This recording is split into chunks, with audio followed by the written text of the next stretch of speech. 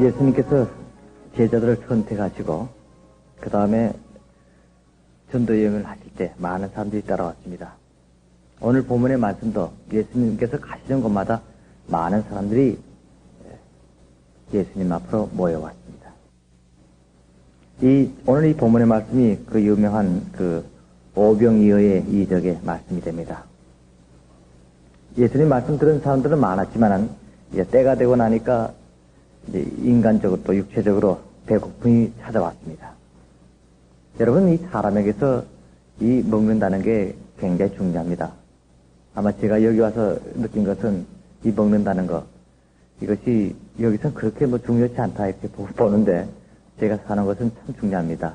우리 그 사람들이 아마 천국에 대해서 천국이 어떤 것인가 하고 자기들끼리 얘기할 때는 어쩌면 천국은 배고프지 않는 것이다.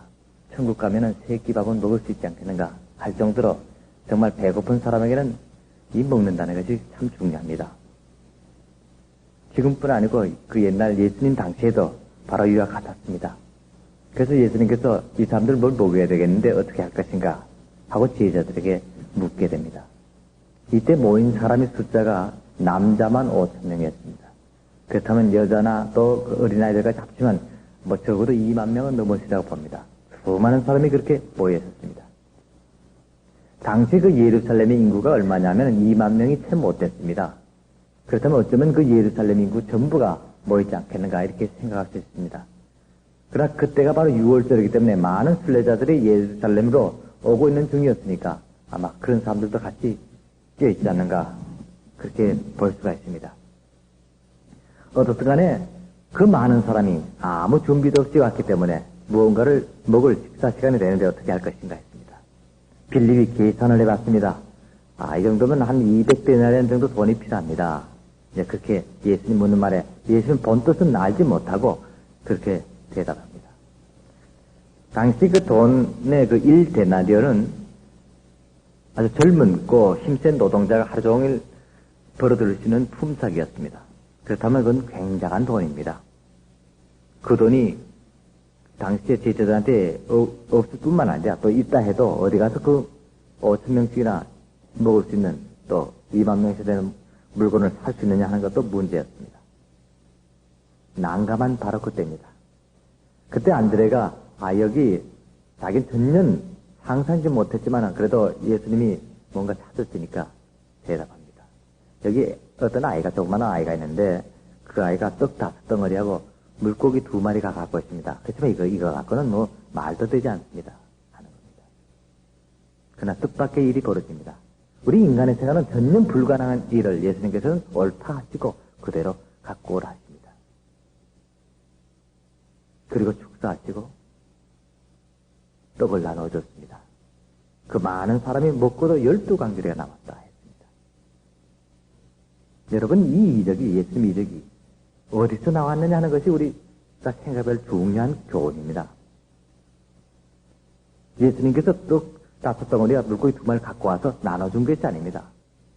그 원인이 있습니다. 그 이적의 원인은 바로 이 어린아이였습니다. 이 어린아이가 가지고 있는 자기 모든 것을 주님 앞에 바쳤을 때 비로소 예수님의 이적의 능력이 나타났다는 사실입니다. 여러분, 하나님의 역사는 하나님께서 사람을 통해서 하신다는 것을 우리가 알아야 됩니다. 이 어린아이를 통해서 예수님의 거룩한 이적인 능력이 나타났다는 사실입니다. 여기 보리떡 5개와 물고기 2마리, 우리 성경에는 그냥 우리 한국 성경에는 물고기 2마리로 나오는데 그 헬라어 성경에 보면은 읍사리언이라는 말로 되어 있습니다. 이 물고기는 이스라엘 그 갈릴리 바다에서 많이 잡히는데 그 잡으면은 제일 좋은 고기, 싱싱한 고기는 부잣집에다 가서 팝니다. 싱싱하고 크니까. 근데 그 잡다 보면 좀 작고 별로 그렇게 가치 없는, 상품 가치 없는 물고기들이 나옵니다.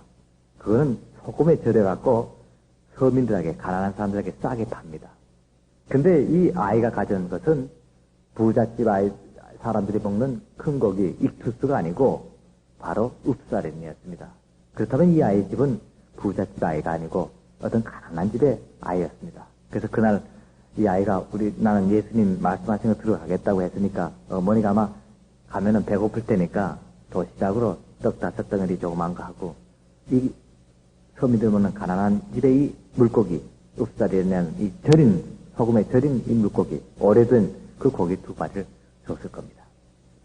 비록 이 가난한 음식이었지만은 이 아이에게는 전 재산이었습니다. 다시 말해서 전 재산을 주님께 바쳤다는 겁니다. 여러분, 여기서 우리는 또 하나 놀라운 교훈을 얻게 됩니다. 그건 뭐냐면은, 여러분, 이 천국을 차지하는 대가는, 이 천국을 가질 수 있는 가치는 X의 문제가 아니라 비율의 문제라는 겁니다. 가난한 사람에게도 전부요, 부자에게도 전부라는 겁니다. 100%를 바치게 될 때 천국을 차지할 수 있다는 말씀입니다. 100%를 바치게 될 때 하나님의 은혜를 충만히 받을 수 있다 하는 그런 말씀입니다.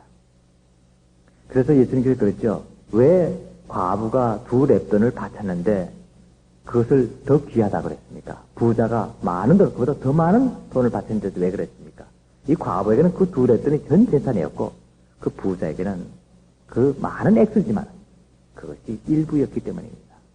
이같이 천국의 가치란 것은 어느 사람에게나 X의 문제가 아니라 비율의 문제라 하는 사실을 이 어린 아이를 통해서 우리가 알 수 있다는 말씀입니다.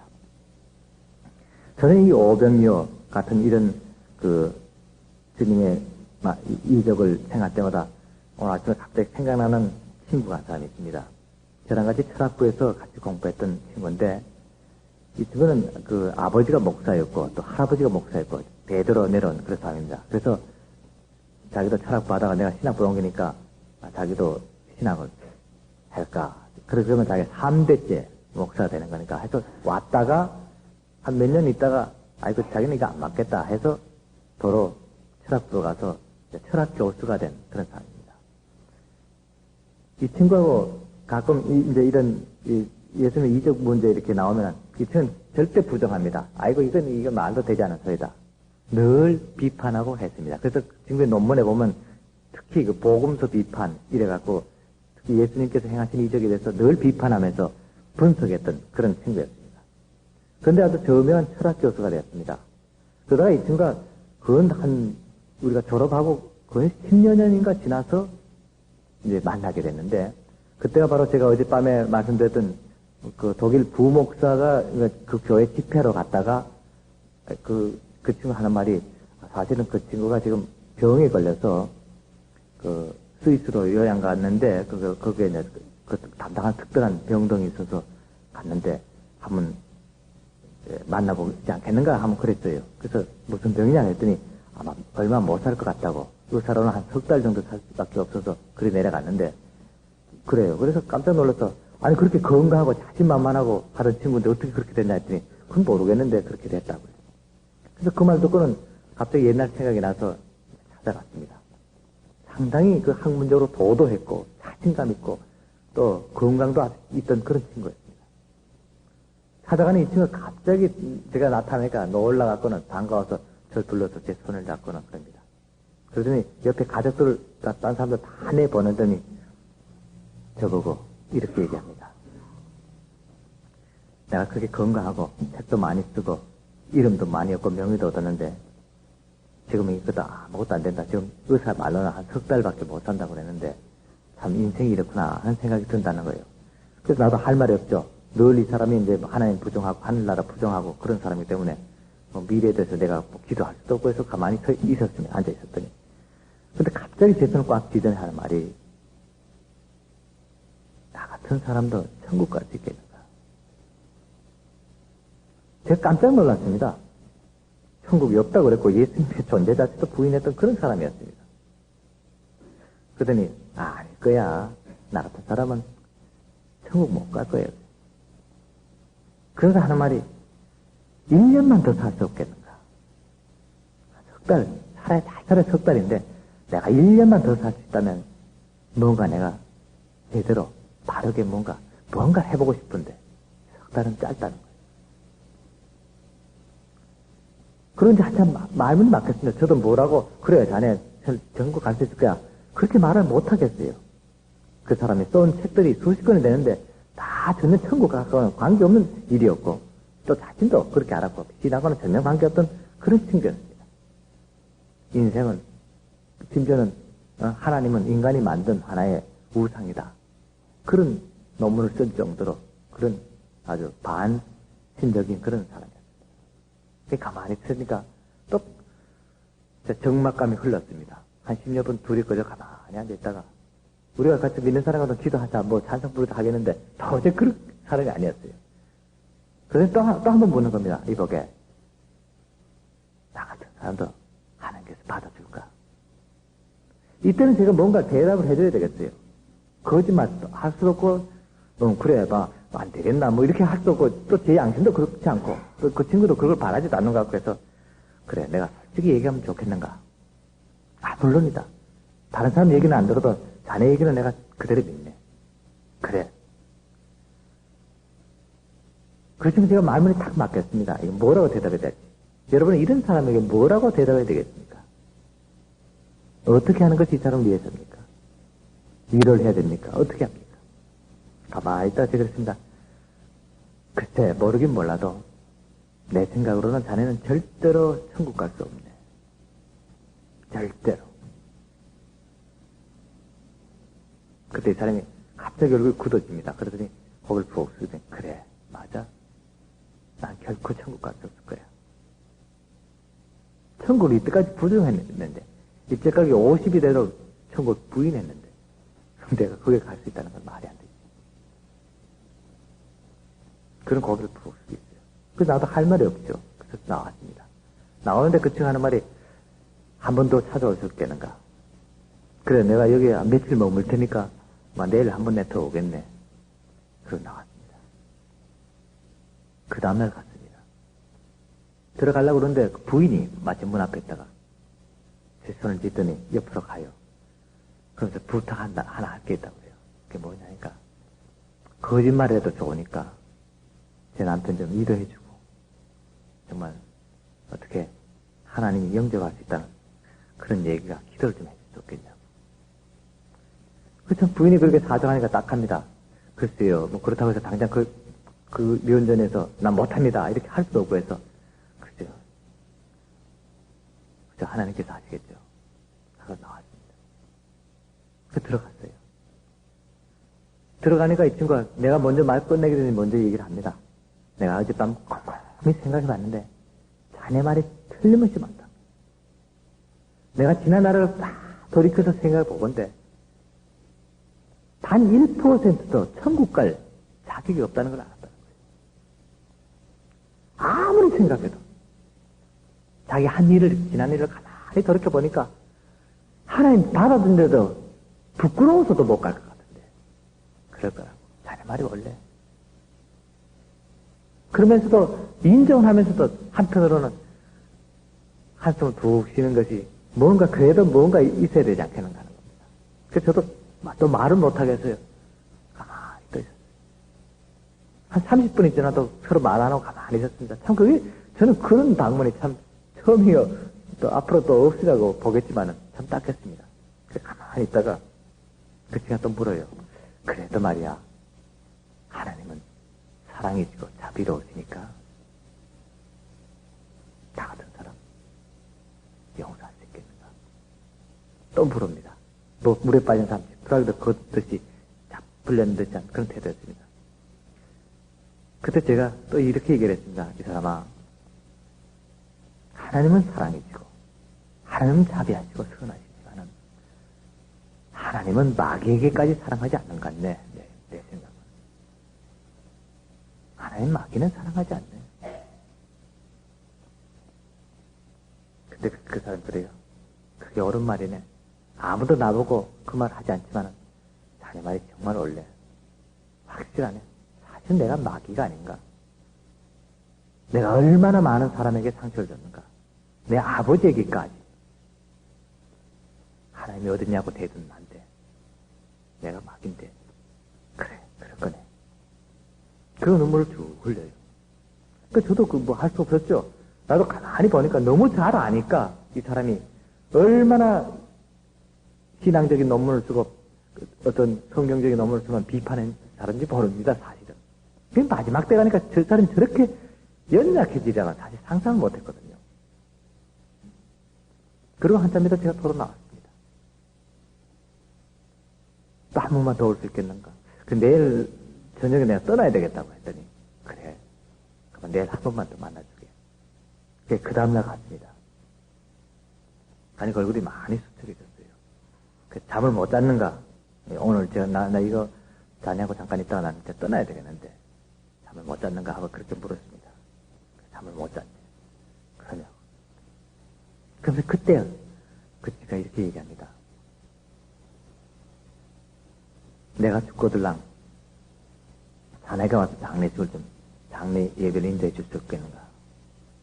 그때 그랬죠. 난 지금 가면은 언제 또 몇 달 후에 올지 뭐 몇 년 후에 올지 모르니까 내가 그걸 작정을 못 하겠네. 그럼 그때 그럽니다. 그러면 자네가 하나 설교문을 하나 좀 적어줄 수 있겠는가. 그래서 우리 담임 목사한테다가 그걸 줘서 그렇게 읽어만 달라고 하겠네. 난 자네가 써준 설교문을 듣고 싶네. 그래서 나도 할 말 없네. 뭐라고 써야 될지 모르겠네. 이 아들 천국 갑니다 하고 할 수도 없고 내가 그렇지 않는 거야. 바로 그거네. 내가 어젯밤 자꾸 곰곰이 생각해 봤더니 과연 나는 지옥밖에 갈 수 없다는 사실을 알았네. 도저히 나는 천국의 하나님 앞에 감히 바로 설 수 없다는 사실을 깨달았네. 그러니까 내가 어젯밤 처음으로, 정말 평생 처음으로 기도했는데, 하나님, 저는 절대로 아무리 하나님이 용서하신다 할지라도 천국 갈 수 없는 사람입니다. 지옥밖에 갈 수 없습니다. 지옥이라도 가게 한다는 그 자체가 저로서는 큰 하나님의 은혜입니다. 저는 지옥 가는 것을 주님의 뜻을 알고 제가 순종하겠습니다. 그렇게 기도를 했다는 겁니다. 그래서 저보고 그렇게 써달라는 겁니다. 이런 사람은, 이렇게 산 사람은 자기도 지옥 가는 것을 인정했고 지옥 갑니다. 그렇게 써달라는 거예요. 그러니까 제가 그 말을 쓸 수가 없죠. 그래서 내가 그렇게는 못 쓰겠네 했더니 사실이네. 자기가 요연을 썼다는 겁니다. 어제 밤새도 쓰면서 자기가 지금까지 쓴 논문이나 책들은 전부 다 거짓이다. 아무 소용없는 것이다. 또 내 책을 인해서 박사기도 받고 한 사람들도 고쳐라. 아무것도 아니었다는 겁니다. 세상에 가장 귀한 존재, 가장 귀한 분이 하나님이라는 사실을 그걸 빼뜨렸다면 인생에서는 아무것도 아니었다는 거. 내 인생은 그야말로 태어나지 말았어야 할 인생이었다. 사람이 진리를 잘못 선택할 때 이 같은 엄청난 일이 벌어진다는 사실을 너희들은 알아라. 이건 회개라기보다도 내가 자책한 거네. 내가 감히 어떻게 회개할 수 있는가. 너무 지나친 죄를 졌는데 난 그때 그 친구한테 처음 들었습니다. 어떤 죄도 회개하면 용서받는다고 우리는 아는데 이 친구는 너무 지나친 죄를 지면은 그건 회개할 수 없다는 거죠. 회개하지 못하면 용서받을 수 없는 거죠. 회개할 수 없을 만큼 큰 죄를 졌다는 겁니다. 사랑하는 여러분, 과연 우리가 마지막 날 하나님 앞에 섰을 때, 하나님의 심판대를 섰을 때 여러분 하나님 앞에 뭐라고 할 수 있겠습니까? 하나님, 나는 일생 동안 천국 갈 준비 충분히 됐습니다. 자신있게 갈 수 있습니다. 여러분 그렇게 할 수 있습니까? 아니면 이 친구같이 아무리 생각해봐도 감히 제가 하나님 곁에 갈 수 없겠나이다. 그렇게 울면서 지옥 가는 것을 자인하는 그런 신체가 됩니까? 여러분 중간은 없습니다. 하나님의 심판대 앞에 갔을 때는 중간이 없어요. 천국이냐 아니냐 둘 중에 하나입니다. 그렇다면 우리가 과연 나의 일생 동안 그것이 30년이었건 50년이건 100년이었건 그게 문제가 되지 않고 마지막 순간에 어떻게 되겠느냐 하는 사실입니다. 여러분 예수님께서 세례요한을 보시고 제자들에게 이렇게 말씀하시면 여러분 기억할 겁니다. 저 사람 봐라. 저 사람은 여자가 낳은 자 중에서 가장 큰 자다 그랬습니다. 그렇다면 이 세례요한이말로 모세보다도 엘리야보다도 다윗보다도 더 훌륭하다 칭찬하셨습니다. 그러나 천국에서는 가장 작은 자라도 이보다 더 크니라. 그것이 천국입니다, 여러분. 이 세상에 가장 큰 자보다 천국에서 가장 작은 자가 더 훌륭하다, 더 크다. 예수님께서 확실하게 그렇게 말씀해 주셨습니다. 그렇다면 과연 우리는 어떤 모습입니까? 이 세상에서 세련보다 더 훌륭해야 되지 않겠느냐는 겁니다. 세례 요한이 이 세상에 역사한 일보다 우리 인생에 우리가 한 일이 더 하나님 보시기에 기쁘게 했을 때 비로소 천국을 차지할 수 있다 하는 말씀도 된다는 사실입니다. 저는 이 친구의 그 마지막 모습 통해서 늘 생각할 때마다 제가 무슨 일을 할 때나 무슨 생각할 때마다 그 생각이 떠오릅니다. 과연 내가 이 일을 하는 것이 천국 갈 수 있는 길인가? 내가 이 일을 결단하는 것이 과연 하나님의 영접받을 수 있는 길인가 하는 사실입니다. 여러분, 이 오병이어, 이 하나님의 이적에 대해서 우리 생각할 때, 저런 이적이야 그저 옛날에 있었겠지. 지금 또 있겠나? 그렇게 생각합니다. 근데 지금도 있었습니다. 제가 체험해 봤습니다. 한 번은 우리 마을에서 웬 사람이 찾아왔습니다. 문둥병자가 아닙니다. 자기가 어떻게 마음의 변화가 있어 예수를 믿겠다는 겁니다. 그래서 등록하고 같이 환자들하고 같이 예배를 드리고 했습니다. 1년 지나니까 세례도 받고 조금 지나서 집사도 임명되고 잘 믿었습니다. 근데 문제가 생긴 겁니다. 그 마을에서 그 동네 사람들이 핍박하기 시작합니다. 야, 너 거기 왔다 갔다 하면 병 걸릴 거고, 병 걸리거나 나면 우리도 병 걸릴 테니까 그거 나가지 마라. 야단합니다. 그래서 이 친구 하는 말이, 그럴 수 없다고. 나는 내 신앙을 너희들 간섭할 필요 없지 않느냐. 그건 내 마음이다. 난 하겠다. 온 가족이 이제 부인도 데리고 애들 데리고 나왔습니다.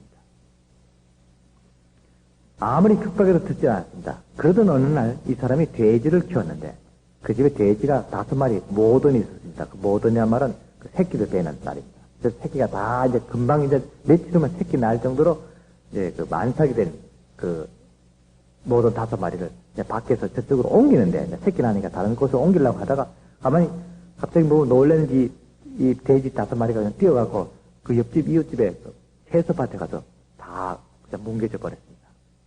그러니까 이 채소밭 주인이 바로 이웃집 사람인데 오더니 야 이거 이렇게 하면 어떡하냐 말이야. 당신 물어내라. 손해배상하라 그럽니다. 물론 해야지.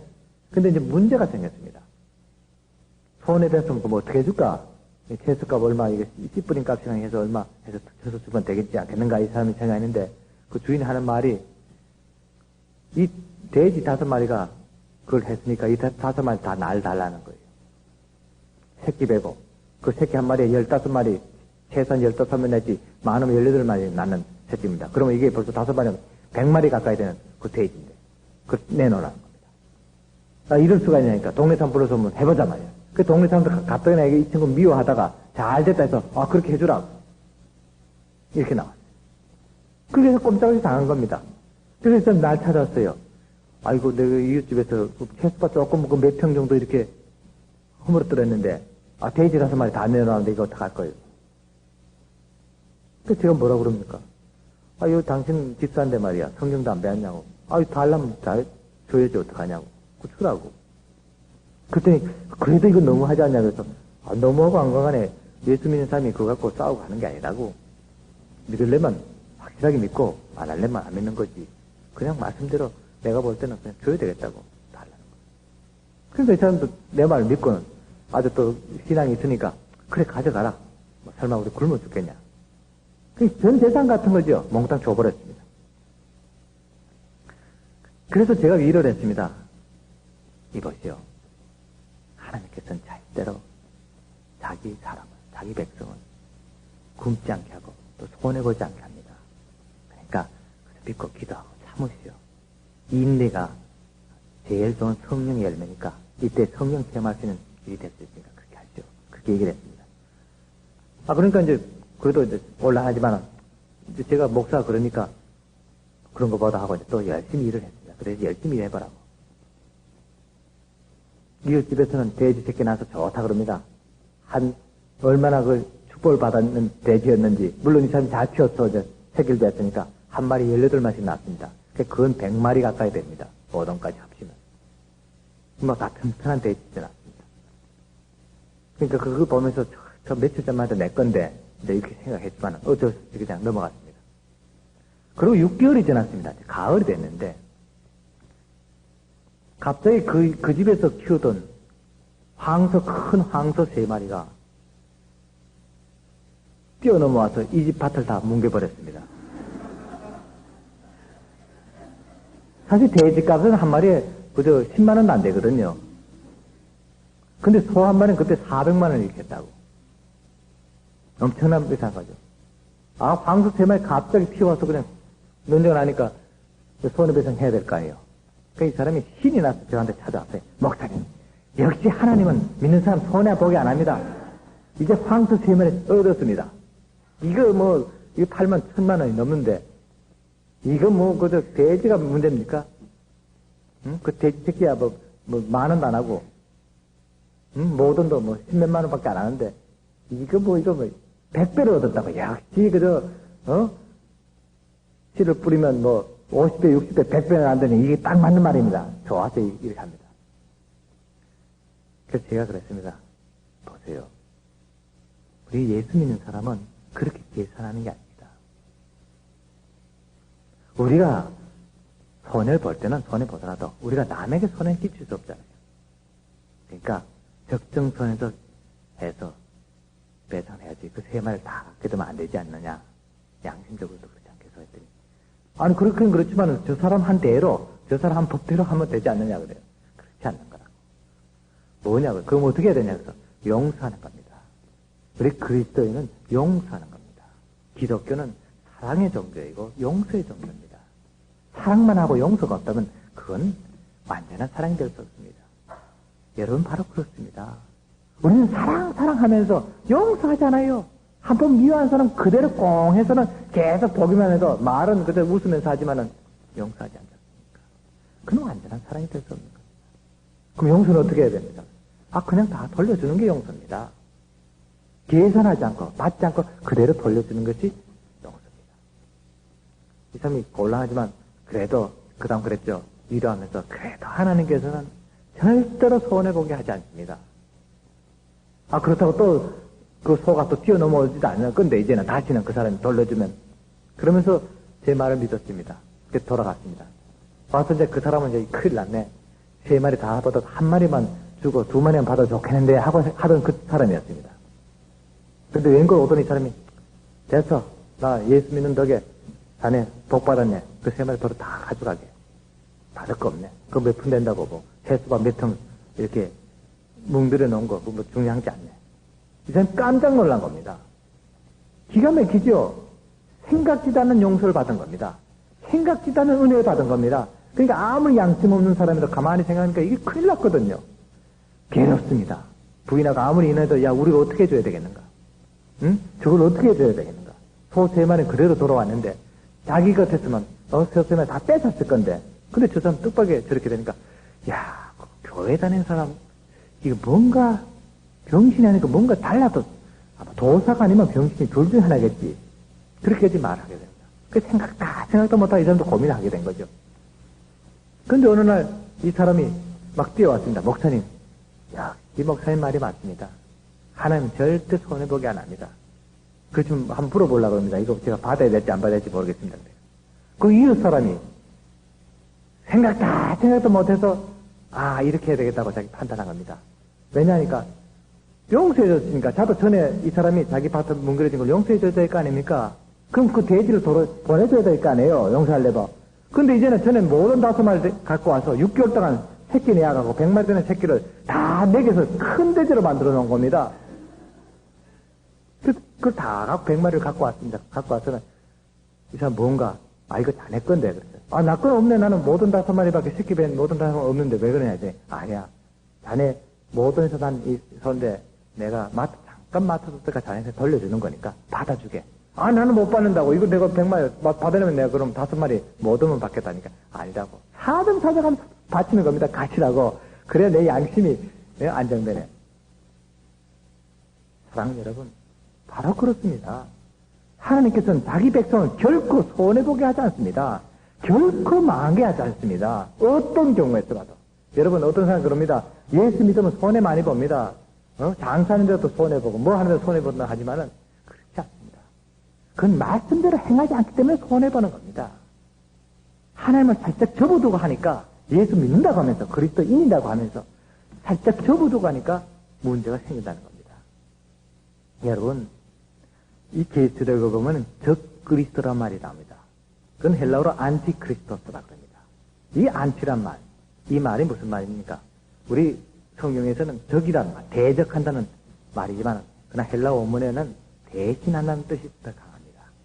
다시 말해서 우리가 그리스도를 대신해서 행하지 않으면, 그리스도를 대신해서 십자가를 지지 않으면, 그게 적그리스도라는 겁니다. 여러분, 그리스도를 대신해서 전도하지 않으면, 그리스도를 대신해서 사랑을 베풀지 않으면, 그리스도를 대신해서 희생하지 않는다면, 바로 그 사람이 안티크리스도, 적그리스도임을 여러분 아셔야 됩니다. 예수님께서 이 세상을 떠나셔서 승천하시면서 뭐라 그랬습니다? 딴 것까지 복음 전해라. 그리고 자기를 부인하고 내 십자가를 지고 나를 따라오너라. 그렇게 하셨습니다. 바로 그 말씀입니다. 그 말씀대로 우리가 예수님 대신해서 이 세상에 사는 동안 주님 대신해서 주님의 십자가를 지고, 주님 대신해서 주님의 사랑을 베풀고, 주님 대신해서 용서를 하고, 이웃을 사랑하고 용서할 때 비로소 온전한 그리스도인이 된다는 사실을 아셔야 됩니다. 그렇지 않을 때 우리는 적그리스도밖에 될 수 없다는 사실을 꼭 깨달으셔야 됩니다. 사랑하는 여러분, 우리에게 하나님께서, 주님께서 얼마나 큰 사랑을 주셨습니까? 얼마나 많은 은혜를 베풀어 줬습니까? 그 많은 은혜, 그 사랑을 받고도 행하지 않는다면 아무 소용이 없습니다. 이제라도 여러분들이 바로 깨달아서 하나님 앞에 마지막에 섰을 때 내가 어떤 모습일까를 늘 생각하면서 주님을 대신해서 십자가를 지고 주님을 대신해서 사랑을 베풀 때마다 지금까지 받은 은혜보다, 축복보다 더 많은 축복과 은혜가 우리 모두에게 충만히 임할 줄 믿습니다.